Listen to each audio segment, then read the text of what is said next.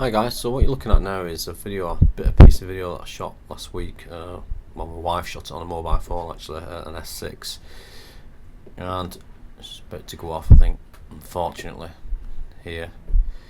I'll just show you the still now. So if you look at the still, you'll see that in the centre of the screen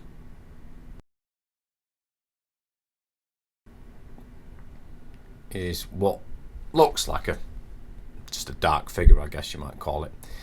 I suspect, or I suspected at the time, that it was a tree stump, because I noticed it when I went back to this area on this Saturday just gone, with my daughter, because I saw this obviously shortly after. As soon as I get home I always upload and have a look through the footage. So I noticed the stump, and then when I looked at it I thought, yeah, that's probably what it is, but I need to get back with that S6 and get some reference images. So again, getting reference images, even though you've got the actual video on and you're referencing the video right there, it's in your hand, and we're holding them up side by side, it's still very difficult to just get it exact.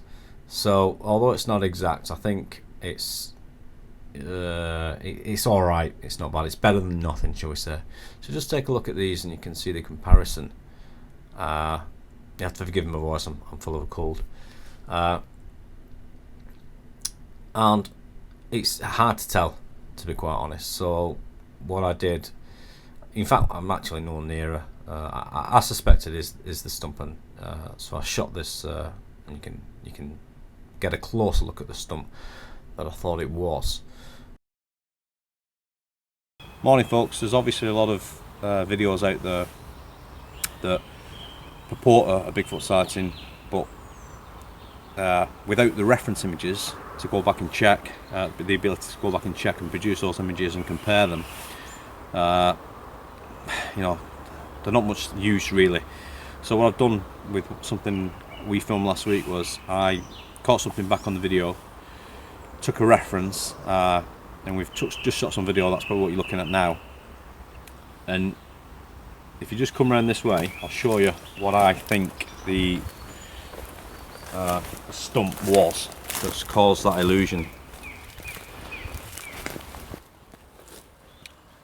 So this here, this down tree here, and the clump of roots and soil, I think that's what has caused that.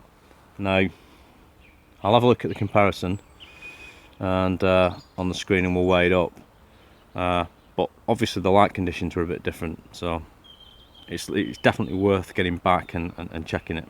Thanks.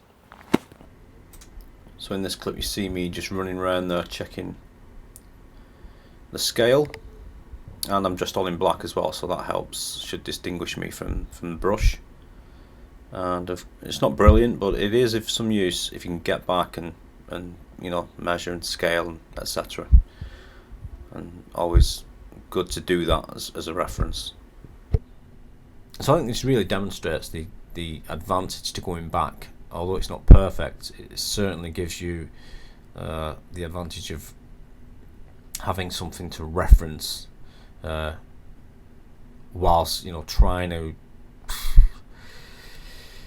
discern whether or not something has appeared in your footage, or whether it's a legitimate capture of Bigfoot wildman, or whether it could just be a stump, which happens a lot. And at the moment, I think there's a lot of misidentification going on, and that might be down to bad camera work. We're all victims of doing that. We're all responsible for that, because it's just not in your mind. I think the potentially you might see something. A lot of the time it's just routine and we do it, and you know, it's just one of those things. My advice would be, this is my own advice to myself really, is just make sure that you take the best camera out there you can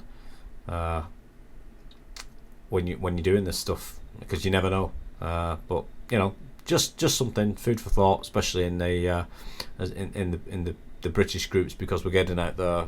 More researchers are getting really interested into this. More sightings are coming out of the woodwork, being reported, and if we can get more researchers out in the field, we can certainly collate a lot more information and discern the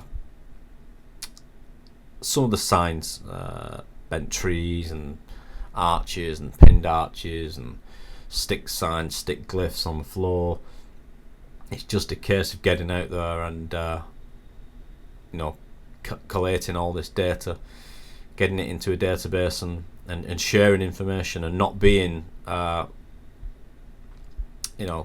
not letting our egos get in the way of saying, yeah, that was nothing, or yeah, I got that wrong, because I have already looked back 6 months at what I was I was certain this is a sign of a wild man or not, and I'll look at it now and think, how much I've learned just in 8-9 months of being out, every week out and about, just looking for stuff, reading books, watching documentaries, watching other researchers, learning from them.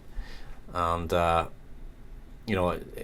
think wildman research or Bigfoot research takes a lot of discernment and a lot of patience, and you just got to be willing really to take it on the chin when you get something wrong, which I do and have a lot. So anyway, food for thought, guys. I'll speak to you soon. Bye bye.